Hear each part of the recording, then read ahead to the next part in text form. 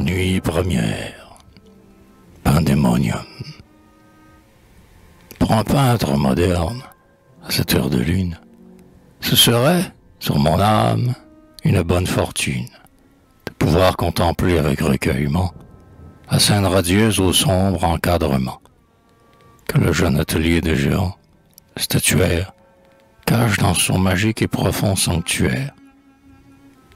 Au centre de la salle, autour d'une urne en fer, s'immisce en largeur des coupes de l'enfer, dans laquelle un beau punch, aux prismatiques flammes, semble un lac sulfureux qui fait couler ses lames.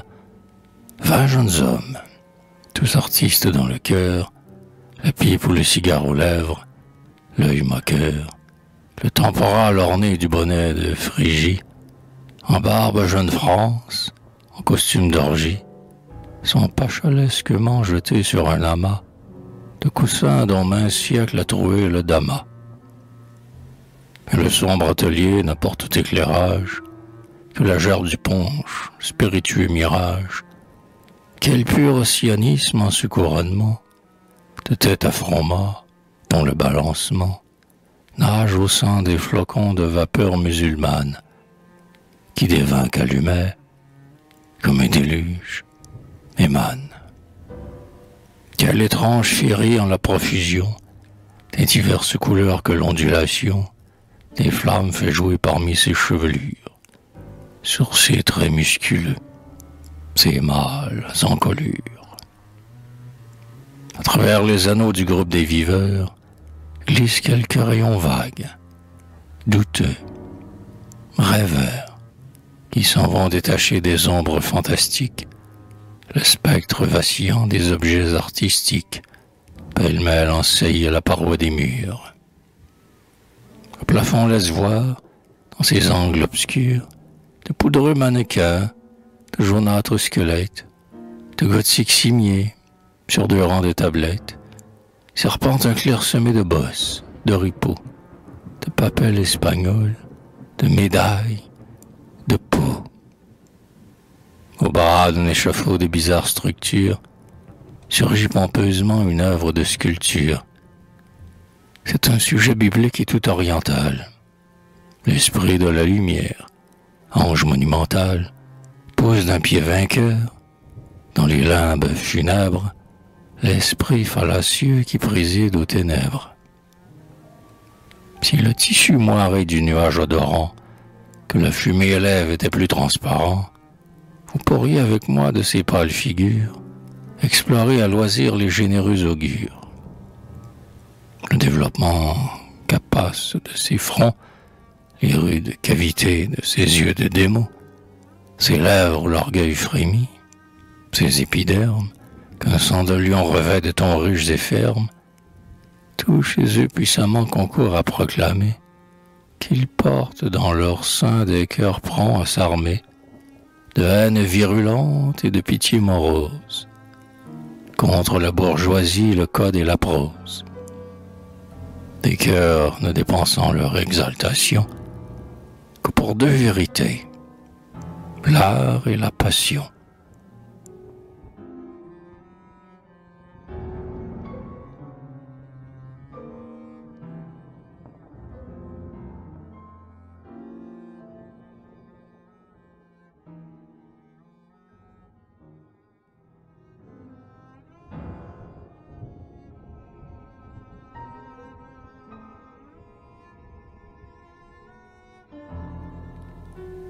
Quand on vit que du punch s'éteignait le phosphore, main de coupe d'argent, main vert, main amphore, ainsi qu'une flottille au sein du bol profond, par un faisceau de bras furent coulés à fond.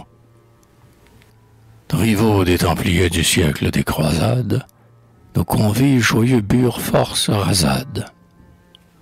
Chaque cerveau s'emplit de tumulte, et les voix prirent superbement la parole à la fois. Alors un tourbillon d'incohérentes phrases, de chaleureux devis, de tutesques emphases, se déroula, hurla, bondit au gré du rhum, comme une rauque émeute à travers un forum.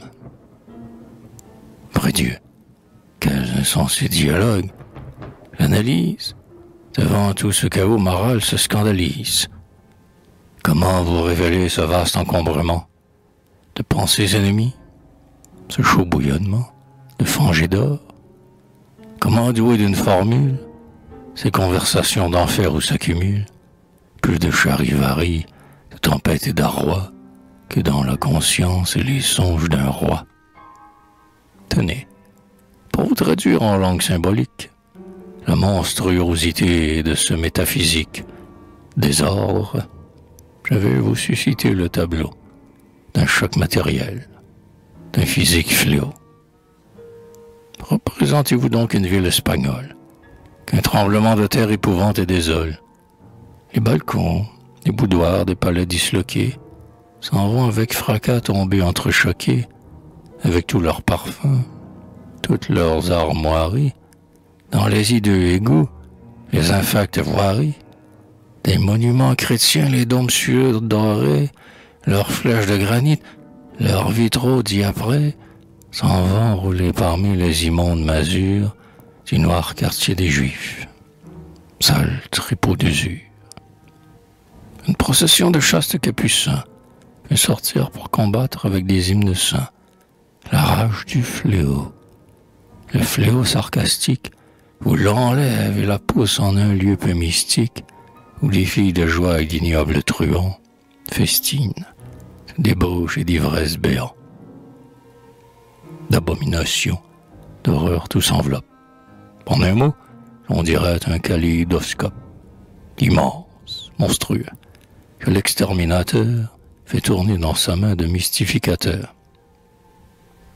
Eh bien, dans leur discours, cette même anarchie, les plus divins élans de morale énergie, les extases de gloire et d'immortalité, les vœux pour la patrie et pour la liberté, se noyaient, s'abîmaient dans le rire et le spasme d'un scepticisme nu, tous les prés de sarcasme.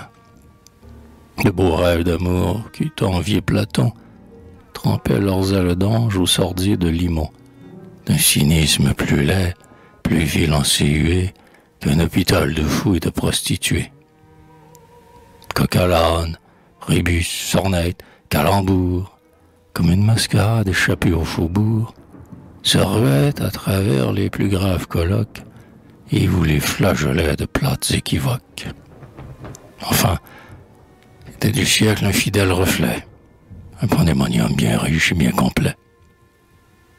Pas n'est besoin, je crois, de dire que l'idée de la femme planait, reine dévergondée, sur les mille fureurs de cet embrasement. Quel était, en un mot, son premier élément? Et tout cela n'avait rien d'insolite. La femme, de tout ce qui se meut de sublime et d'infâme, dans les obscurités sans fond du cœur humain, n'est-elle pas toujours corollaire germain, satellite flagrant, jaloux? N'est-ce pas elle qui, des yeux du dragon subissant l'étincelle, osa dévirginer dans un transport fatal l'arbre de la science et du bien et du mal? Le creuset corrupteur où nos vies s'empirent, c'est la femme. L'étoile où nos vertus aspirent, c'est elle également. De la création, la femme est à la fois l'opale et le haillon.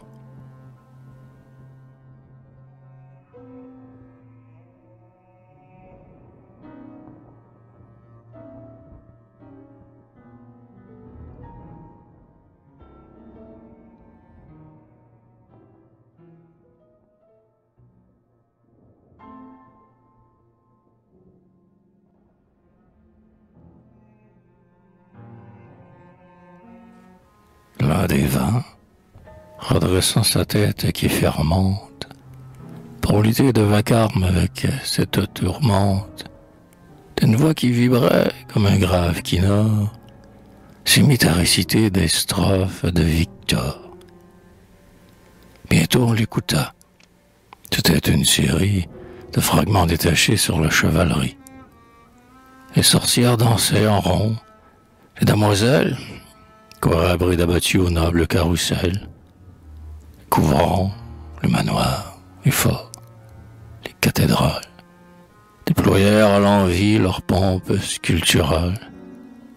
La mue sur la scène amenait tour à tour des manteaux, des poignards, du sang et de l'amour. Mais tous, enamourés de cette poésie qui pleuvait sur leur sens en larmes d'ambroisie, se livraient de plein cœur à l'oscillation d'une vertigineuse hallucination. Il y avait dans l'air comme une odeur magique de Moyen-Âge, arôme ardent et névralgique qui se collait à l'âme, imprégnait le cerveau et faisait serpenter des frissons sur la peau. Les reliques d'armure aux murailles pendues stridaient d'une façon bizarre. Les statues tressaillaient sourdement sur leur socle de bois. Prises qu'elles étaient de glorieux émois, et se sentant frôlées par les ailes sonores des strophes de métal, lyriques météores, comme sous les genêts d'un beau mail espagnol. Parmi les promeneurs répandus sur le sol, les jeunes cavaliers tressaillaient quand la soie des manches de leurs dames en passant les coups d'oie. Ah, les anciens jours, dit Rebelot, les anciens jours. Ah, comme je leur suis vendu, comme toujours, leur puissante beauté m'ensorcelle et m'enivre. Camarades, c'était là qu'il faisait bon vivre, lorsqu'on avait des flots de lave dans le sang, du vampirisme à l'œil, des volontés au flanc. Dans les robustes mœurs de l'ère féodale, véritable forêt vierge, dans ce dédale de superstition, d'originalité, tout homme à cœur de bronze, à rêves exaltés, n'avait pas un seul jour à craindre l'atonie d'une vie encastrée avec monotonie. Les drames s'en venaient d'eux-mêmes le chercher. Maintes grandes aventures accouraient s'ébaucher sous sa fougue d'artiste. Avoir des aventures. Bon, c'est le paradis pour les fortes natures. Le fraternel cénacle ému jusqu'au fond de ses eaux écoutait dans un calme profond. Les poitrines, d'extase et d'orgueil oppressé, n'exhalaient aucun souffle. Et toutes les pensées montaient faire cortège à l'élan de Rebelot, comme des bandouliers qui suivent un falot.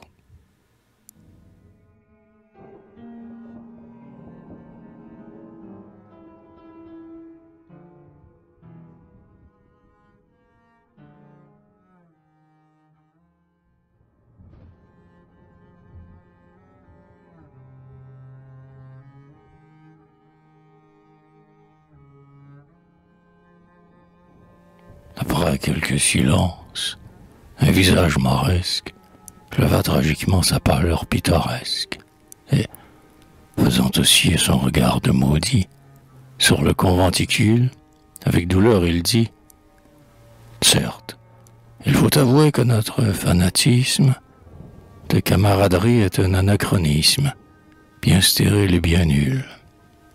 Ce n'est plus qu'au désert qu'on peut en liberté rugir. À quoi nous sert, dans une époque aussi banale que la nôtre, d'être prêt à jouer nos têtes l'un pour l'autre? Si, me jugeant très digne au fond de ma fierté, de marcher en dehors de la société, je plonge sans combat ma dague vengeresse au cou de l'insulteur de madame et maîtresse. Les sots, les vertueux, les niais m'appelleront chacal. Tout d'une voix ils me dénonceront les honneurs de la grève. Et si les camarades veulent pour mon salut faire les algarades, bourgeois, sergents des villes et valets de bourreaux, avec moi les cloueront au banc du tombereau. Malice de l'enfer, à nous la guillotine, à nous qu'aux œuvres d'art notre sang prédestine, à nous qui n'adorons rien que la Trinité, de l'amour, de la gloire et de la liberté. Ciel et terre, est-ce que les âmes de poètes n'auront pas quelques jours leur revanche complète?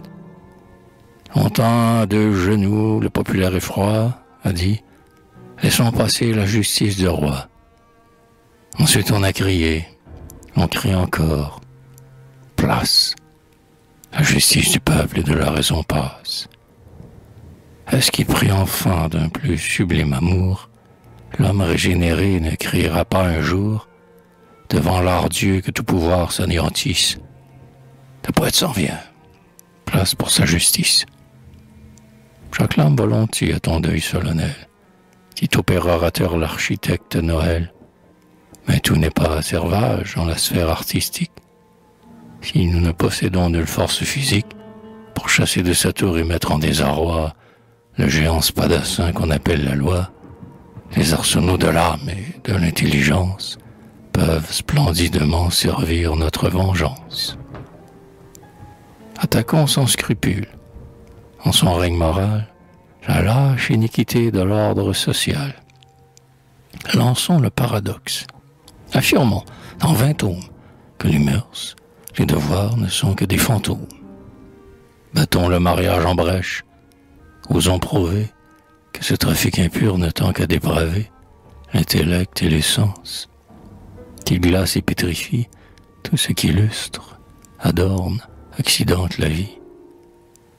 Je sais bien que déjà plusieurs cerveaux d'airain s'en mentelant aussi d'un mépris souverain. Pour les vils préjugés de la foule insensée, se sont faits avant nous brigands de la pensée. Mais parmi la forêt de vénéneux roseaux, que l'étang social couronne de ses eaux, c'est à peine s'ils ont détruit une couleuvre. Il serait glorieux de parachever l'œuvre et de faire surgir, du fond de ce marais, une île de parfums et de platanes frais. Silence. Écoutez tous, frères, s'est mis à dire Don José, l'œil en flamme et l'organe en délire.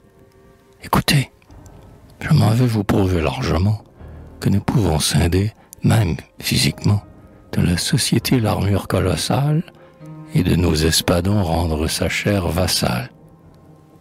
Il n'est pas au néant descendu tout entier le divin Moyen-Âge. Un fils, un héritier, lui survit à jamais pour consoler les Gaules. En 20 000 rhéteurs ont lancé des deux pôles leur malédiction sur ce fils immortel.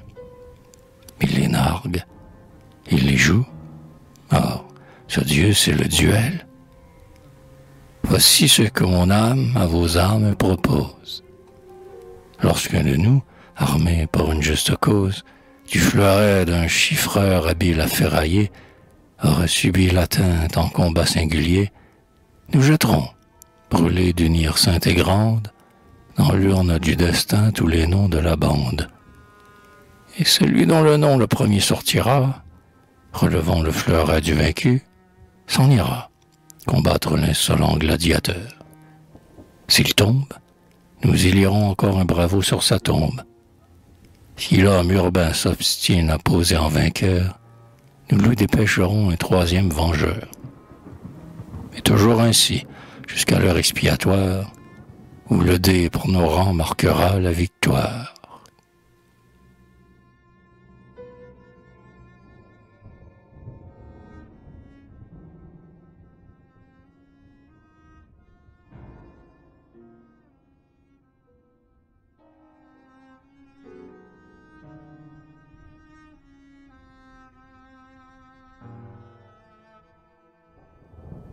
Pendant que Don José parlait, un râlement, sympathique et flatteur, circulait sourdement dans l'assemblée. Et quand ces paroles cessèrent, les acclamations partirent, s'élancèrent, avec plus de fracas, de fougue, de fureur qu'un tas d'hommes guerriers sous le grand empereur. Ce fut un long chaos de jurons, de boutades, de hurrahs, de tollés de rodomontades. Dans les bris jaillissants clairs, discordants et durs, comme une mitraillette allait cribler les murs. Et jusqu'au matin, les damnés jeunes France nagèrent dans un flux d'indicibles démences, échangeant leurs poignards, promettant de percer l'abdomen des chiffreurs, jurant de dépenser leur âme aguerroyée contre le siècle aride. Tous, les crins vagabonds, œils sauvages et torrides, pareils à des chevaux sans mort ni cavaliers, tout hurlant et dansant dans le fauve atelier, ainsi que des pensées d'audace et d'ironie dans le crâne orageux d'un homme de génie.